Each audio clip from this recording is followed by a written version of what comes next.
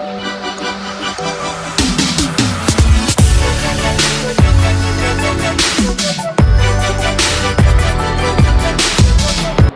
Students, कैसे आप सब लोग। मैं चंद्र प्रकाश और ये आप जो लेक्चर देख रहे हैं ये 13 नंबर लेक्चर है। 12 लेक्चर कंप्लीट कर चुके हैं और आज हम लोग अपना पूरा जो बेसिक इलेक्ट्रिकल वाला कॉन्सेप्ट है, डीसी सर्किट्स वाला है, वो ख़त्म कर देंगे और हम लोग शुरू करेंगे नेक्स्ट लेक्चर से एसी सर्किट्स। तो जिसमें हम लोग आगे कई चीज़ें करेंगे, थ्योरम्स करेंगे, एसी सर्किट्स करेंगे, कैपेसिटर, इंडक्टर, प्रेरक, संधारित्र, सारी चीज़ें करेंगे। और अभी आपको मैं एक चीज़ बता दूं कि इस लेक्चर में तो हम लोग व्हीटस्टोन ब्रिज करने वाले हैं। पिछले लेक्चर में स्टार डेल्टा कन्वर्जन हम लोगों ने किया था और स्टार डेल्टा कन्वर्जन की जो सॉलिड ट्रिक मैंने आपको बताई थी, बहुत लोगों ने पसंद भी की है और पसंद आएगी भी। आप अगर फॉर्मूला नहीं याद कर पाते हैं, अगर आपको जो है चीज़ें समझ में आ पाती हैं कि किस तरीके से याद रखना है, तो मैं आपको कह रहा हूं कि आप प्लीज़ एक बार देखिए और वो ट्रिक कभी नहीं भूलेंगे आप, और पेपर में झटके से सवाल हो जाएगा बहुत ही जल्दी। ठीक है, तो अब आप लोग क्या करना है, जो पिछला स्टार डेल्टा कन्वर्जन है वो आप लोगों ने पिछले लेक्चर से 12 नंबर लेक्चर से देखना है। ये 13th लेक्चर है, 13 नंबर लेक्चर है, जिसमें हम व्हीटस्टोन ब्रिज करेंगे और उसके भी कंसेप्ट थोड़े से यहाँ पर इस्तेमाल होते हैं जब क्वेश्चन आते हैं। तो कैसे होते हैं, मैं न्यूमेरिकल्स भी कराऊंगा इस लेक्चर में। अब व्हीटस्टोन ब्रिज है क्या अपने आप में, देखिए जैसे स्टार डेल्टा था, सबसे बेसिक कनेक्शंस तो मैंने आपको यही बताए थे कि सीरीज और पैरेलल होते हैं। बट जब स्टार डेल्टा कनेक्शंस होते हैं तो बात करते हैं स्टार डेल्टा कनेक्शन की। अगर स्टार डेल्टा कनेक्शन जो होते हैं वो भी एक तरीके के स्पेशल कनेक्शंस थे, वो भी एक तरीके के स्पेशल कनेक्शन थे। मतलब एक अलग तरीके से जब हम जोड़ने लग जाते हैं रेजिस्टेंस को तो वो स्टार डेल्टा की फॉर्म में हो जाते हैं। वो सारी बातें मैंने जिक्र वहाँ पर करी है कि वो किस तरीके से होते हैं, वो भी मैंने आपको पिछले लेक्चर में बताया है। ऐसी व्हीटस्टोन ब्रिज भी अपने आप में एक स्पेशल स्ट्रक्चर है। मैं इसको आगे डिटेल में ले जाने से पहले आपको एक क्वेश्चन जरूर कराना चाहता हूं। अगर ये क्वेश्चन आपको समझ में आ गया, ये नोएडा मेट्रो का क्वेश्चन है, जेई का, एनएमआरसी जेई 2017 का क्वेश्चन है, आप जाके देख भी सकते हैं पेपर में।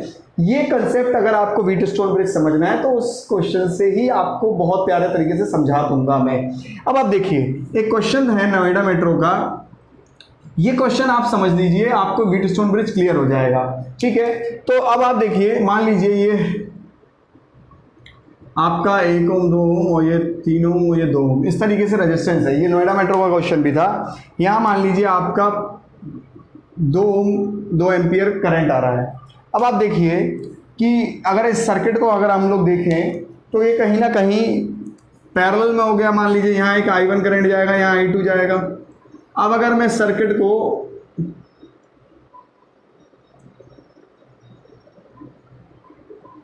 इस तरीके से भी बना सकता हूं, तो ये 2 और 3 कितना हो जाएगा, अगर देखा जाए ये 2 ओम है, ये 3 ओम है, और ये 3 ओम है और 2 ओम है। भाई आपने एक चीज देखनी है, ये यूं करके है तो मैंने बस सीधा कर दिया, इतना ही तो किया है। अब आप देखिए ये 2 और 3 सीरीज में है तो मैं इसे सीधे डायरेक्ट 5 लिख सकता हूं, ये 5 ओम डायरेक्ट लिख सकता हूं, ये 5 ओम डायरेक्ट लिख सकता हूं, ये 5 ओम डायरेक्ट लिख सकता हूं। अब आप यहाँ पे एक चीज समझने का प्रयास करिए कि ये 2 एम्पियर हो गया, ये I1 हो गया, ये I2 हो गया। ठीक है, अब आप एक चीज देखिए, ये I1 और I2 करंट है, ये 2 एम्पियर है। अगर सेम रेजिस्टेंस है तो इसकी वैल्यू 1 एम्पियर आ जानी है, इसकी वैल्यू भी 1 एम्पियर आ जानी है। ये तो आप करंट डिवीजन से भी निकाल सकते हैं। अगर करंट डिवीजन रूल क्या कहता था, I1 निकालना है तो जिस रजिस्टर में निकालना है वो नहीं लेना, उसके अलावा वाला लेना है। तो 5 इंटू टोटल करंट तो जो है 2 एम्पियर है। ठीक है, अब वो एक अलग बात है कि इसके अलावा वाला भी सेम है, और नीचे क्या होते हैं, दोनों रेजिस्टेंस के प्लस हो जाते हैं। तो ये 10/10 हो गया, 1 एम्पियर हो गया। अब आप इस बात को बड़ा ही ध्यान से सुनिए कि ये जो 1 एम्पियर करंट है, ये जो 1 एम्पियर करंट है, ये इसका आया और 1 एम्पियर करंट इसका आएगा कहीं ना कहीं। तो आपने क्या चीज़ समझनी है कि इस वाले में 1 एम्पियर जाना है, इस वाले में 1 एम्पियर जाना है। इसका मतलब ये जो ए है ये 1 एम्पियर करंट है। ठीक है, अब आप ध्यान से इस बात को सुनिएगा कि अगर ये 1 एम्पियर करंट है,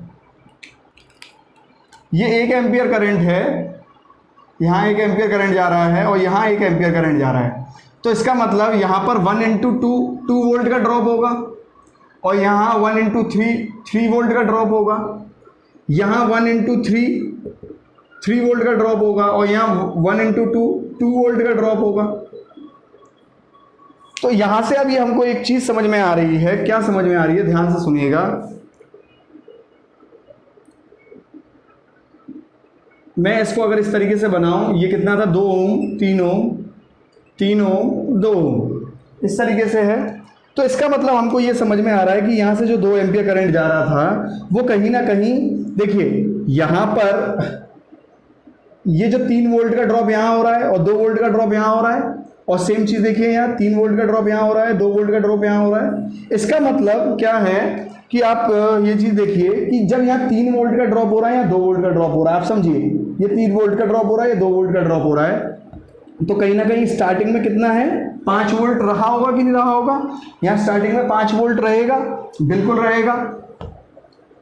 यहाँ स्टार्टिंग में 5 वोल्ट रहेगा। भाई आप खुद सोचिए, आपसे अगर किसी ने कहा कि तुम बाहर गए, मार्केट में गए, तुमने 3 रुपए खर्च किए और 2 रुपए खर्च किए, तो बताओ पहले घर से कितने लेके निकले होगे? 5 रुपए तो लेके निकले होगे, तभी तो 3 और 2 रुपए खर्च किए। तो 5 वोल्ट में से यहाँ 2 वोल्ट यहाँ खर्च किए, 3 वोल्ट यहाँ खर्च कर दिए, और लास्ट में हमेशा 0 वोल्ट बचता है। ये आप लोगों को मैंने केवीएल में भी बताया था, खाली हाथ आए थे हम खाली हाथ जाएंगे।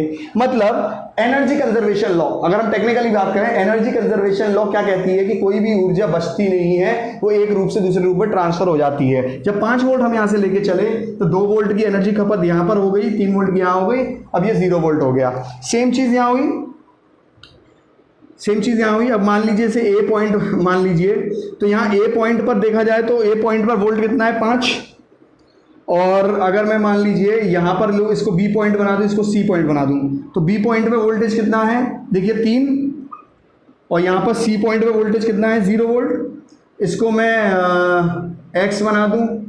अब देखिए ये देखा जाए तो एक ही पॉइंट है, तार ही तो लगे हैं, तो ये ए और ये तो पॉइंट ए ही होने वाला है, क्योंकि यहाँ दोनों में तार ही लगे हैं, बस उससे तो कोई मतलब ही नहीं है। तो ये 5 वोल्ट है ही है यहाँ पे। यहाँ पे मैं पॉइंट एक्स मान लेता हूँ। तो अब आप ध्यान से देखिए, यहाँ पर 5 वोल्ट है, आप बड़े ध्यान से देखिए, यहाँ पर 5 वोल्ट है, ये बी है, ये बी जो है आप देखिए, ये जो बी पॉइंट है यहाँ पर 5 वोल्ट में से, अब आप खुद सोचिए 5 वोल्ट में से 2 वोल्ट का नुकसान हो गया, तो यहाँ पर कितना बचा होगा 3 वोल्ट, और वही 3 वोल्ट यहाँ खर्च हो गए, तो बी पर कितना है 3 वोल्ट, और सी पर कितना बचा 0 वोल्ट यहाँ पे बचा। अब आप देखिए यहाँ ए पर बात करिए, तो ए और ये पॉइंट तो एक ही है, तो ये 5 वोल्ट हुआ, चलिए है ना। अब आप देखिए ये एक्स पॉइंट हो गया है ना। अब आप देखिए बड़ा भाई यहाँ पर ये जो 2 वोल्ट है, ये 2 वोल्ट जो यहाँ पर नुकसान होता है, 5 वोल्ट यहाँ से था, 5 वोल्ट में से 3 वोल्ट का नुकसान हो गया। आप ऐसे समझिए 5 रुपए थे, 3 रुपए खर्च कर दिए, तो यहाँ पर बचे हुए 2 रुपए ही तो होंगे, मतलब 2 वोल्ट ही होगा। 2 वोल्ट यहाँ पर बचा हुआ, यहाँ खर्च हो गया, तो यहाँ कितना बचेगा 0 वोल्ट। तो यहाँ एक्स का अगर मैं बात करूँ तो ये कितना बचा 2 वोल्ट, और यहाँ पर कितना बचा, फिर से देखिए ये पॉइंट सी और ये पॉइंट सी एक ही है। तो कहने का मतलब ये है कि अगर मैं इस बिंदु को देखूं, जो कि ये कौन से होंगे, ये बी पॉइंट होगा और ये एक्स पॉइंट होगा, तो देखिए यहाँ बी पॉइंट पर कितना वोल्टेज है 3 वोल्ट, देखिए ना यहाँ पे बी पॉइंट पर कितना वोल्टेज है 3 वोल्ट, और यहाँ एक्स पॉइंट पर कितना वोल्टेज है 2 वोल्ट। तो कहीं ना कहीं बी पॉइंट पे 3 वोल्ट और एक्स पॉइंट पे 2 वोल्ट जो है, ये कहीं ना कहीं इस बिंदु के वोल्टेज है।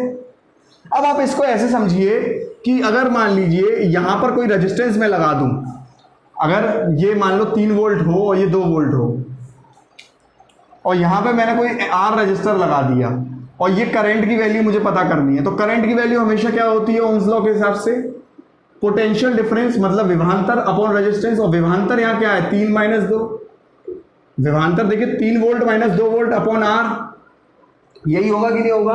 इसका मतलब इसका अगर आर की वैल्यू कुछ भी हुई, एक्स वाई जेड कुछ भी हुई, तो ये कुछ ना कुछ वैल्यू आएगी ही आएगी, मतलब कुछ ना कुछ एक फाइनाइट वैल्यू आएगी, कहते हैं जैसे कि कुछ ना कुछ एक सीमित वैल्यू आएगी। पर अगर मान लीजिए मैं क्या कह रहा हूं, मान लीजिए ये 3 वोल्ट है, ये 2 वोल्ट है, थोड़ा सोचिएगा, बड़े ध्यान से लगा के सोचिएगा। मैं इसको एक काम करता हूं, थोड़ा यहां से इससे मिटा के साफ बना देता हूं।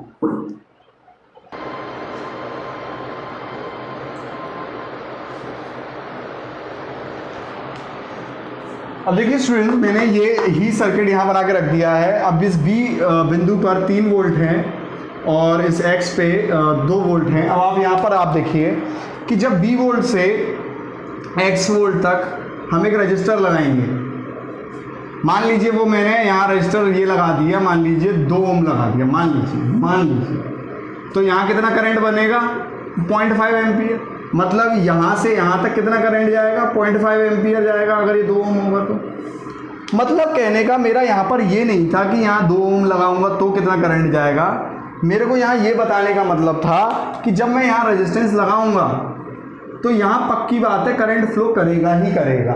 क्यों? क्योंकि यहाँ विभवांतर है। करंट हर वहाँ जगह फ्लो करता है जहाँ विभवांतर है। मतलब कोई भी, अब आप देखिए पानी की टंकी ऊपर ही क्यों रखी जाती है, कभी भी आप देखना, जब आप मान लीजिए 5 फ्लोर है और 5वें फ्लोर पे आप पानी ले रहे हैं तो कभी पानी में प्रेशर नहीं आएगा। क्यों? क्योंकि वो जो हाइट का अंतर है वो नहीं हो पाता। आप देखिए अगर आप मुझसे पढ़ रहे हैं, इसका मतलब मेरे को थोड़ा कहीं ना कहीं आपसे ज़्यादा आता है और जो कि मैं आपको दे पा रहा हूँ, तो नॉलेज ट्रांसफ़र हो रही है। अगर दोनों को सेम आता तो नॉलेज ट्रांसफ़र नहीं होती। आप ऐसे देखिए, आप और आपकी गर्लफ्रेंड है मान लीजिए, और आप ज़्यादा प्यार करते हैं तो आपकी तरफ से प्यार फ्लो होकर उधर जाएगा। यहाँ वो ज़्यादा करते, मतलब हो रहा है वो ज़्यादा करते हैं, ये मान के चलो मान लो आपकी गर्लफ्रेंड आपसे ज़्यादा प्यार करती है तो वहाँ से प्यार फ्लो होकर आपकी तरफ आएगा। तो कहने का मतलब ये है विभवांतर होना चाहिए किसी भी चीज़ के फ्लो के लिए। अब आप देखिए 3 और 2 है तो यहाँ करंट जाएगा ही जाएगा, बट अगर मैं इस 2 को भी 3 कर दूं तो ये करंट क्या हो जाएगा, 3 - 3 मतलब विभवांतर अपॉन आर कुछ भी रख लेना इस समय, ये 0 ही आंसर आना वाला है। तो कहने का मतलब ये जो विभवांतर है, this is the potential difference should be there. अब आप एक चीज़ समझिए, बड़ा ही ध्यान से इस बात को समझिएगा कि ये अगर मैं बात करता हूँ 3 वोल्ट और 2 वोल्ट की, अब ये 2 वोल्ट कब है, ये 2 वोल्ट तब है जब यहाँ 2 ओम था तो 2 वोल्ट आ गया। अब मान लीजिए मैं किसी कारणवश इसको बदल दूँ, किसी भी कारणवश इसको बदल दूँ, तो ये वोल्टेज कहीं ना कहीं मतलब इसमें बदलाव आना शुरू हो जाएगा 2 वोल्ट में। अगर मान लो ये मैं बढ़ा के कैसे भी मान लो ये रेजिस्टेंस में चेंज करूंगा तो यहाँ वोल्टेज में बदलाव होना ही होना है। आपको देखिए ना, ये 2 वोल्ट क्यों आया था, क्योंकि 2 वोल्ट यहाँ पर नुकसान होने वाले थे, वही 2 वोल्ट यहाँ आए। तो अगर मैं कहीं ना कहीं इस रेजिस्टेंस में चेंज कर दूं तो ये 2 वोल्ट की जगह कुछ और होने लग जाएगा। अगर मान लीजिए ये 2 वोल्ट की जगह कुछ और होकर 3 वोल्ट हो जाए और यहाँ आप बीच में रजिस्टर लगाएं तो क्या यहाँ पर करंट फ्लो करेगा? नहीं करेगा। तो ऐसी स्थिति में जब यहाँ पर आप रेजिस्टेंस लगा के करंट फ्लो नहीं करे, ऐसी स्थिति में और ऐसे फिगर को, ऐसे अरेंजमेंट को कहा जाता है ब्रिज। और इस बात को एक व्हीटस्टोन नाम के साइंटिस्ट थे, उन्होंने कही थी, तो ये व्हीटस्टोन ब्रिज नाम से जाना गया। और इस कंडीशन को, कौन सी कंडीशन को, जब 2 बिंदुओं के बीच में विभवांतर सेम हो जाए, इस कंडीशन को कहते हैं बैलेंस्ड कंडीशन। हम कहेंगे कि ब्रिज बैलेंस्ड है। ब्रिज बैलेंस्ड है का मतलब है, बैलेंस्ड ब्रिज का क्या मतलब है, बैलेंस्ड ब्रिज का ये मतलब है कि विभवांतर बी बिंदु का और विभवांतर एक्स बिंदु का सेम हो जाए। तब क्या होगा, आर में करंट नहीं बहेगा। इसे कहते हैं बैलेंस्ड ब्रिज, आर में करंट नहीं बहेगा। तो यही है व्हीटस्टोन ब्रिज का कमाल कि क्या ये दिखने में या रेजिस्टेंस जरूर लगा होगा, पर अगर विभवांतर सेम हो गए, और विभवांतर सेम, मैं फिर से बोल रहा हूं, ये 2 विभवांतर सेम हो कैसे रहे हैं, ये विभव कहीं ना कहीं इस पे लाई कर रहा था, इस पे डिपेंड कर रहा था, और इसी को हमने अगर बदलना शुरू किया तो बदलते बदलते कुछ ऐसा हाल, ऐसा मौका, ऐसा स्थिति आ जाएगी कि ये वोल्टेज कहीं इसके बराबर अगर हमने कर दिया तो ये दोनों 3 वोल्ट हो जाएंगे, और रेजिस्टेंस लगा देंगे तो ये करंट फ्लो नहीं होगा, और इस कंडीशन को हम कहेंगे बैलेंस्ड ब्रिज की कंडीशन। अब आइए देखते हैं, यही बात हम लोग करने वाले हैं। मैं आपको बस यही समझाना चाह रहा हूं कि इस रेजिस्टेंस से पहले जो यहाँ विभव था, ये विभव बी वाला, ये कहीं ना कहीं इस रेजिस्टेंस पर डिपेंड कर रहा था, और ये एक्स वाला जो वोल्टेज था ये कहीं ना कहीं इस रेजिस्टेंस पर डिपेंड कर रहा था। तो कहीं ना कहीं ये जो रेजिस्टेंसेस होंगे इनको बदल के हम कहीं ना कहीं इस विभव को बदल सकते हैं। ये क्वेश्चन अगर समझ गए तो आप पूरा व्हीटस्टोन ब्रिज समझ गए। चलते हैं आप लोग अपने व्हीटस्टोन ब्रिज के क्वेश्चन पे।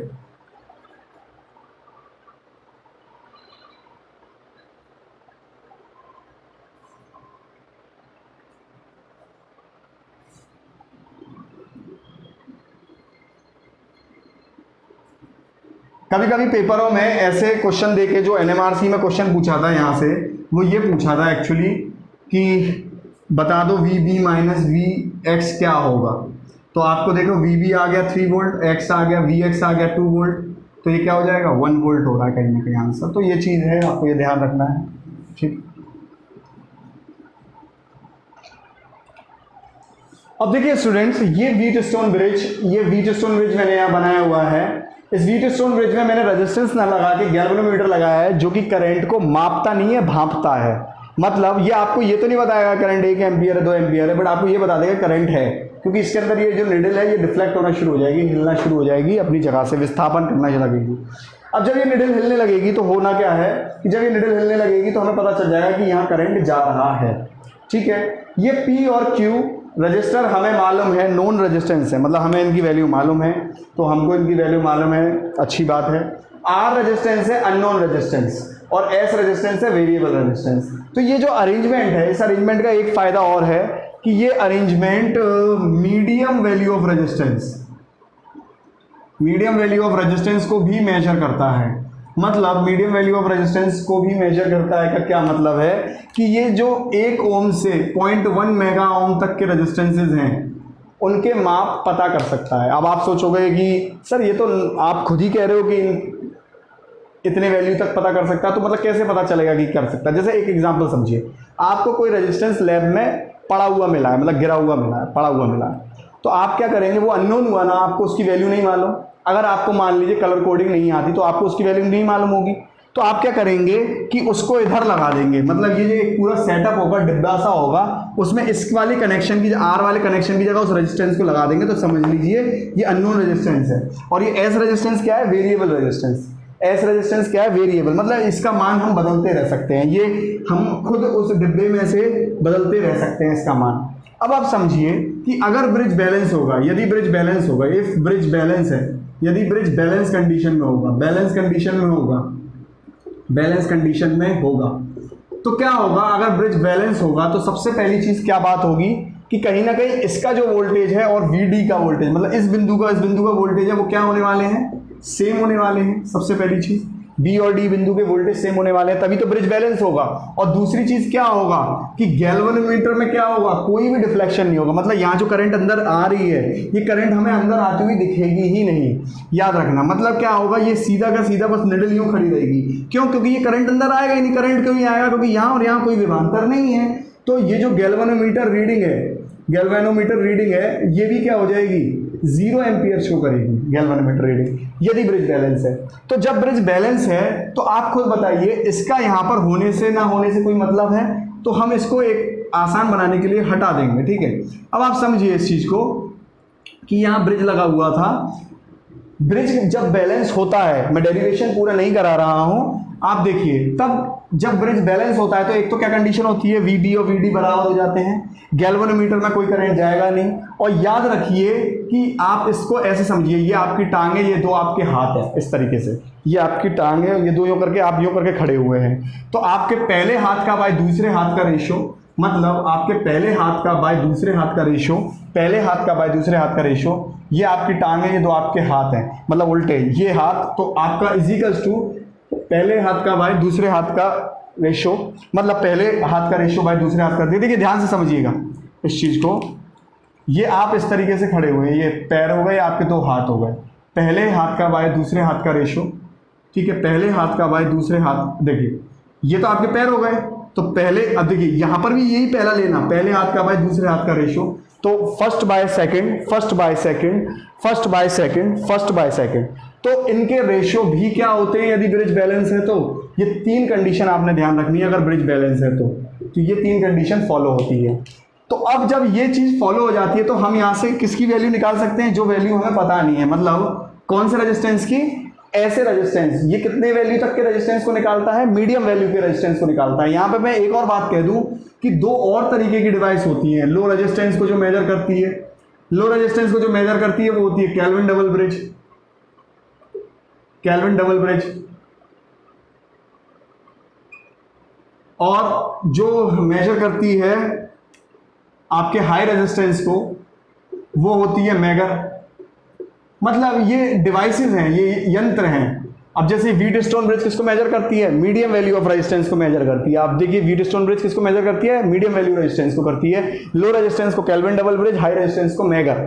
अब आप बड़े ध्यान से सुनिए, 3 कंडीशन जब ब्रिज बैलेंस हो, मतलब यहाँ करंट नहीं जाए, तो 3 कंडीशन होती है। ये दोनों विभवांतर सेम है, और दूसरी गैल्वेनोमीटर पर करंट नहीं जाएगा, और तीसरी क्या, पहले हाथ का बाय दूसरे हाथ का रेशो, पहले हाथ का बाय दूसरे हाथ का रेशो।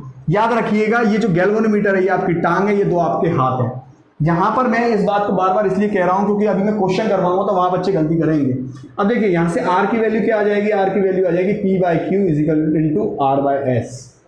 तो कभी कभी पेपर में एक स्टेटमेंट पूछ ली जाती है और स्टेटमेंट ये रहती है कि व्हीटस्टोन ब्रिज बैलेंस होने पे क्या होता है। व्हीटस्टोन ब्रिज बैलेंस होने पे क्या होता है, पहले हाथ का बाय दूसरे हाथ का रेशो, पहले हाथ का बाय दूसरे हाथ का रेशो, मतलब कहीं ना कहीं हम इसको आर्म मान लेते हैं, बाजुएं मान लेते हैं, भुजाएं, मतलब जो बाजू बोलते हैं ना, बाजू, तो पहले बाजू का रेशो बाय दूसरे बाजू का रेशो, पहले बाजू का रेशो बाय दूसरे बाजू का रेशो। तो देखिए आर्म रेशो कैसे होने चाहिए, रेजिस्टेंस के बराबर होने चाहिए।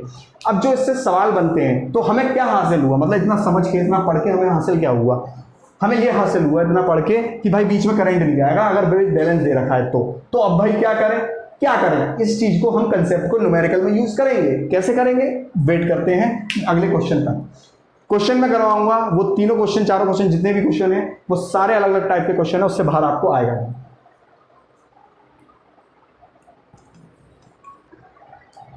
अब देखिए स्टूडेंट्स, ये मैं 3 क्वेश्चन आप लोगों के लिए लेके आया हूँ, बहुत अच्छे क्वेश्चन हैं, और इसके बाद जो मैं क्वेश्चन कराने वाला हूँ वो तो बहुत ही ज़्यादा इंपॉर्टेंट है। जो बच्चे कंफ्यूज होते हैं ये व्हीटस्टोन ब्रिज को लेके, उनको बहुत ज़्यादा फर्क डाल देगा ये क्वेश्चन, क्योंकि पेपर में अगर आ गया तो आप गलत करके आएंगे। बट बहरहाल पहले ये 3 देखिए, फिर उसके बाद में क्वेश्चन देखेंगे।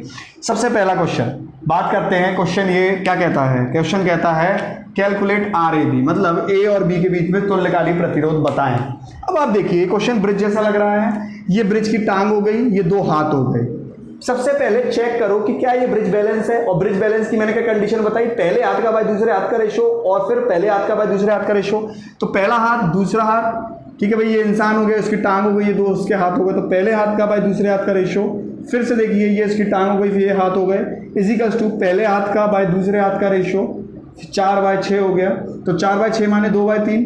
अब देखिए क्या ये रेशो समान है, देखिए 2/3 दोनों साइड आ गया। इसका मतलब ये ब्रिज क्या है, बधाई हो, ये ब्रिज बैलेंस है, बधाई हो, ये ब्रिज बैलेंस है, ये ब्रिज बैलेंस है, ये ब्रिज बैलेंस है। अब आप खुद सोचिए मैंने यहाँ क्यों मिटा दिया, क्योंकि जब ब्रिज बैलेंस है तो उसमें कभी करंट जाएगा, साथ में नहीं जाएगा। मैंने आपसे कहा था ना, ब्रिज बैलेंस होता है तो गैल्वेनोमीटर में करंट नहीं जाएगा, या गैल्वेनोमीटर की जगह रेजिस्टेंस लगा दिए, करंट नहीं जाएगा, क्योंकि ये दोनों विभवांतर क्या हो गए होंगे, कहीं ना कहीं सेम हो गए होंगे। जब यहाँ करंट नहीं जाएगा तो इसका होने ना होने का कोई मतलब नहीं है। अब तो ये बड़ा ही आसान हो गया। अब देखिए A और B के बीच में निकालना है, तो ये दोनों तो कितने हो गए, अब ये रजिस्टर ये कुछ इस तरीके से हो गया, ऊपर वाले दोनों 5 हो गए, 2 और 3 5, और नीचे वाले कितने हो गए 10 हो। तो बस अब तो ये आसान हो गया, दोनों पैरेलल में हैं, तो कितना हो गया, गुणा बाय सम, गुणा कितना 5 × 10 अपॉन 5 + 10, तो कहीं ना कहीं क्या हो गया 50/15। तो ये कहीं ना कहीं कितना हो गया आपका 10/3। तो ये 10/3 ओम आंसर आपका आ गया। ठीक है, अब बात करते हैं इस क्वेश्चन की। अब देखिए ये जो क्वेश्चन है, इस क्वेश्चन से पहले मैं एक बात जरूर कहना चाहूंगा आपको कि खूबसूरती ना सूरत में है ना लिबास में है। अच्छा लगे ना तो लाइक जरूर कर देना। खूबसूरती ना सूरत में है ना लिबास में है, निगाहें जिसे चाहें हसीन बना दें। एग्जैक्टली निगाहों का बहुत खेल होता है, वो जिसे चाहें हसीन बना दें। अब इस सर्किट को देखिए, आपको अपनी निगाहों से इसको भी देखना है और हसीन बना देना है। देखिए ये सर्किट देखने में तो बड़ा ही कॉम्प्लेक्स और जटिल सा लग रहा है, बट ये इतना है नहीं। ठीक है, और आप एक चीज़ समझिए, क्यों ये निगाहों का ही तो खेल होता है, हमें जिसे चाहें हसीन बना दें।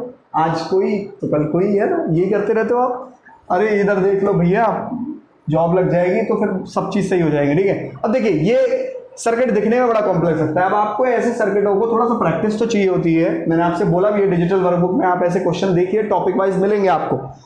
आप क्या करिए, इसको देखो, इस सर्किट को थोड़ा सा बदल के देखो, थोड़ी निगाहों का फेर है, बदल के देखिए। ये यूँ करके यहाँ करिए, मतलब ये जो सर्किट है इसका ये वाला जो पॉइंट है उसको यहाँ ले आइए, मैंने बी को उठा के यूँ करके ले आया।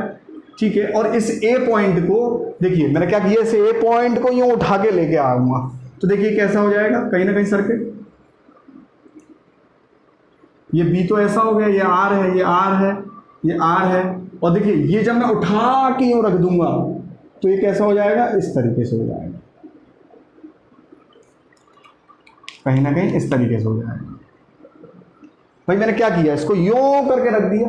अब आप देखिए ये सर्किट, ये हाथ है, ये पैर हो गया, और ये 2 हाथ हो गए, तो पहले हाथ का भाई दूसरे हाथ का रेशो देखते हैं। और फिर ये पैर हो गया, ये 2 हाथ हो गए, ये 2 हाथ हो गए, तो पहले हाथ का भाई दूसरे हाथ का रेशो सेम आ रहा है। अब सेम आ रहा है, इसका मतलब बधाई हो, ब्रिज क्या है, बैलेंस है। अब ब्रिज बैलेंस है तो देखिए बड़ा ही आसान बन जाएगा ऐसा। R और R, ये तो 2R हो गया, और R और R, ये 2R हो गया, सीरीज में है ना। अब ये 2R और 2R पैरेलल है, तो ये रेजिस्टेंस क्या हो जाएगा, 2R 2R, मतलब केवल R रह जाएगा पैरेलल से। तो A और B के बीच में रेजिस्टेंस निकालना था, कितना आया, R आया। आपने क्या करना है, सर्किट को चेंज करना है, बदलना है, मतलब वो कहीं ना कहीं जटिल तरीके से दे रखा है, आपको उसे आसान बनाना है। मैं मिटा देता हूं इसको।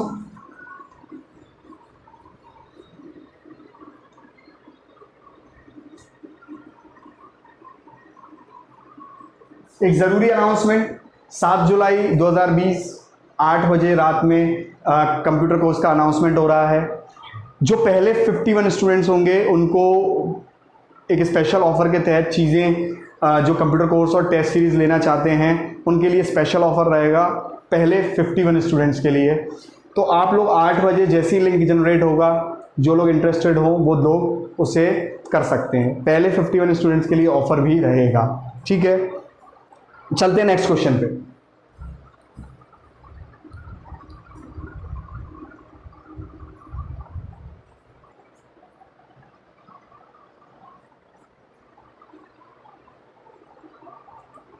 अब देखिए इस क्वेश्चन में गिवन है, गिवन क्या है, पहले से क्या दे रखा है, VB माइनस VD 0 वोल्ट दे रखा है, मतलब B और D के बीच में जो विभवांतर दे रखा है वो 0 वोल्ट है। अब आप खुद सोचो ये 0 वोल्ट कब आएगा, मान लो VB माइनस VD क्या दे रखा है, 0 वोल्ट। इसका मतलब ये 0 तभी तो आएगा जब ये दोनों सेम रहे होंगे। अरे कोई चीज़ 3 माइनस 3 है तो ही तो 0 होगी, 2 माइनस 2 है तो ही तो 0 होगी, मतलब ये दोनों सेम होंगे तभी तो 0 होगी। इसका मतलब ये है कि VB और VD क्या है, सेम दिए हैं, और सेम दिए हैं इसका मतलब क्या है कि ये ब्रिज क्या है, बैलेंस्ड ब्रिज है, पहले से दे रखा है। मतलब उसने सीधे मुंह बात नहीं करी है, उसने उल्टा बोला है, मतलब उसने घुमा के बोला है, मतलब जब ये दोनों विभवांतर सेम होते हैं तो व्हीटस्टोन ब्रिज बैलेंस होता है।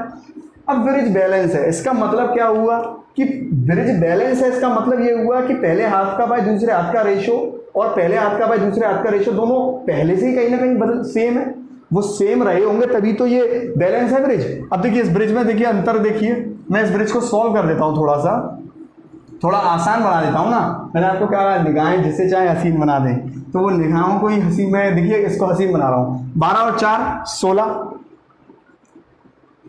x 1 और 3 4 ओम, भाई सीरीज है, और 1 और 1 क्या हो गया, पैरेलल में है, तो ये 0.5 हो गई।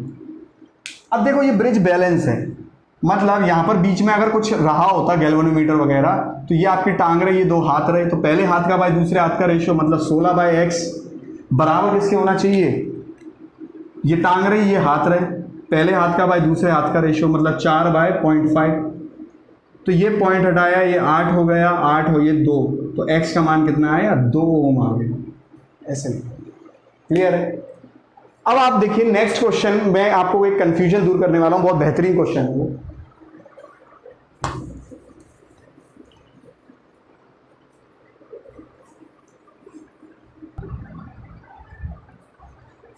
अब देखिए स्टूडेंट्स, ये दो क्वेश्चन है और दोनों में आपको RAB निकालना है, A और B के बीच में प्रतिरोध निकालना है। अब ये दोनों क्वेश्चन ब्रिज जैसे दिख रहे हैं, बट इनमें से एक ब्रिज है और एक नहीं है, ध्यान से देखिएगा। ये A और B है, ठीक है। अब आप देखिए यहाँ पर आप देखेंगे कि यहाँ पर टांग किधर है, टांग अब इधर हो गई है और ये हाथ इधर हो गए हैं। तो आप देखिए पहले हाथ का बाय दूसरे हाथ का रेशियो और ये आपकी टांग रही, तो देखिए पहला हाथ यही माना जाएगा क्योंकि ये आपने पहला माना है, बाय दूसरे हाथ का रेशियो देखते हैं क्या सेम है कि नहीं है। ये देखिए पहला हाथ कितना है, 8/4 और दूसरा हाथ कितना है, 32/16, तो कहीं ना कहीं ये कितना हो गया, ये हो गया आपका 2, ये आपका हो गया 2। इसका मतलब ब्रिज बैलेंस है, ब्रिज बैलेंस है तो ये हट जाएगा। अब देखिए ये हट जाएगा तो ये क्या हो गया, ये 4 और 8 सीरीज में है, तो 4 और 8 सीरीज में कितना हुआ, 4 और 8 सीरीज में 12 ओम, और ये 16 और 32 सीरीज में है, तो ये कितना हो गया,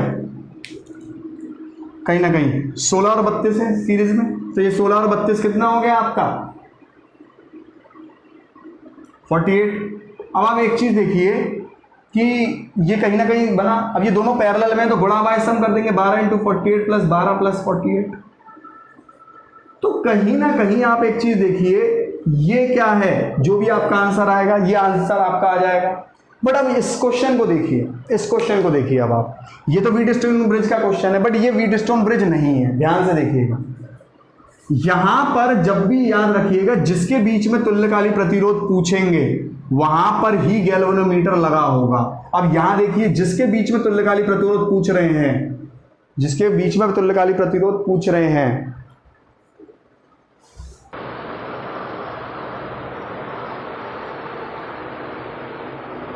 हाँ तो देखिए स्टूडेंट्स, मैं क्या कह रहा था कि जिसके भी बीच में तुल्यकालिक प्रतिरोध पूछा होता है, कभी भी वहां पर रेजिस्टेंस नहीं लगा होना चाहिए। क्या कहना चाहता हूं मैं आपको एक छोटा सा एग्जांपल दे देता हूं।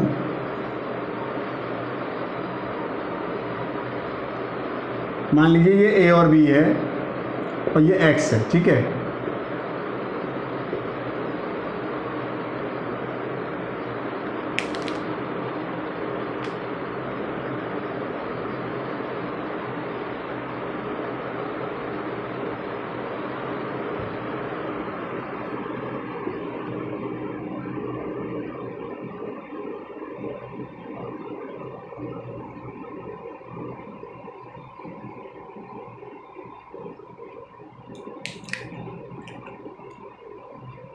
अब देखिए, ये दोनों व्हीटस्टोन ब्रिज हुए, ये दोनों व्हीटस्टोन ब्रिज हुए, ये व्हीटस्टोन ब्रिज है, ये व्हीटस्टोन ब्रिज है। समझना अंतर, यहां ए और बी पूछा है तो यहां कोई रेजिस्टेंस नहीं जुड़ा है, रेजिस्टेंस इसके विपरीत जुड़ा है, ठीक है। यहां ए और बी पूछे हैं, ये रेजिस्टेंस इसके विपरीत जुड़ा है। ये ए और बी पूछे हैं, रेजिस्टेंस इसके विपरीत जुड़ा है, मतलब इस वाले पॉइंट पे कुछ नहीं जुड़ा है। देखिए आप खुद देखिए, ये व्हीटस्टोन ब्रिज था, ये व्हीटस्टोन ब्रिज था, यहां पर रेजिस्टेंस जुड़ा था, तो देखिए इस पॉइंट से कोई भी चीज जुड़ी हुई है, ठीक है। अब आप यहां ध्यान पे देखिए, ये व्हीटस्टोन ब्रिज है, बट इसको देखिए, ये ए और बी पूछा है और यहीं पे क्या है, एक रेजिस्टेंस जुड़ा हुआ है। इस चीज का बहुत ध्यान रखना। देखिए इसी बिंदु से इसी बिंदु तक जुड़ा है, तो अब ये क्या हो गया, ये पैरेलल सर्किट हो गया। थोड़ा सा गौर से देखिए, ये पैरेलल सर्किट हो गया। आप देखिए बड़े गौर से, ये पैरेलल सर्किट हो गया। देखिए इस सर्किट को बदल देते हैं, आइए, ये ए हो गया और ये बी हो गया, ठीक है। अब देखिए ए और बी के बीच में 10 ओम है, 10 ओम है, और ये 4 और 6 है, तो मैंने 4 और 6 20 बना दिए भाई, दोनों सीरीज में होंगे। और देखिए यहाँ से यहाँ 8 और 32 है, मैंने ऐसे 40 बना दिए, लो 40 ओम हो गया। तो कहीं ना कहीं ये तीनों किस में हो गए, ये तीनों किस में हो गए, पैरेलल में हो गए। ये व्हीटस्टोन ब्रिज नहीं है, ये बहुत ध्यान से समझिएगा इस चीज़ को। तो यही मैंने बताना था, ये तीनों किस में आ गए, पैरेलल में आ गए। अब आप इसका कैसे निकाल देंगे इक्विवेलेंट रेजिस्टेंस, 1/20 प्लस 1/10 प्लस 1/40। कहीं ना कहीं आप यहाँ से RT निकाल लेंगे। मुझे RT कमेंट में लिखिएगा, कमेंट में लिखिएगा यहाँ से RT प्लीज़ यार, ये मैथ है, प्लीज़ इतना तो सॉल्व करके बताएंगे यहाँ से RT कितना आ रहा है, ठीक है। और ये है व्हीटस्टोन ब्रिज, क्लियर है इतनी बात। अगर मैं इसको आपके लिए कंप्लीट कर दूं तो 12 × 48 ये आपका हो जाएगा 60।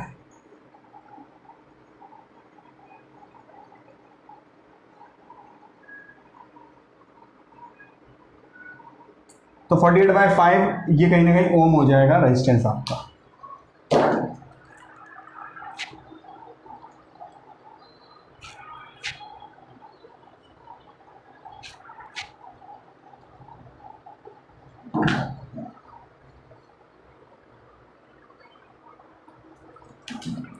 तो चलिए स्टूडेंट्स, ये था व्हीटस्टोन ब्रिज का कंसेप्ट। कैसा लगा लाइक करिएगा, शेयर करिएगा, सब्सक्राइब करिएगा, कमेंट मेरे को बताया करिए कि कैसा लग रहा है लेक्चर, ठीक है। और कंप्यूटर का मैंने आपको बता ही दिया है, 7 जुलाई को लॉन्च हो जाएगा कोर्स। पहले 51 स्टूडेंटों के लिए बहुत अच्छे ऑफर्स हैं, तो आप ट्राई करिएगा कि जल्दी से जल्दी आप लोग उसे सब्सक्राइब कर लें कोर्स को, ठीक है। 7 जुलाई 8 बजे हम लोग लेक्चर अपलोड करेंगे, जिसमें हम लोग सारा अनाउंसमेंट करेंगे कि क्या रहेगा कोर्स में, क्या नहीं रहेगा, ठीक है। चलिए, thank you and have a nice day. Paper में जो ये अभी जितना डिले हो रहा है ना, इस टाइम को यूटिलाइज करना है भाई, इस टाइम को खराब नहीं करना है, यूटिलाइज करना है, तैयारी और बेहतर करनी है, ठीक है। चलिए, थैंक यू।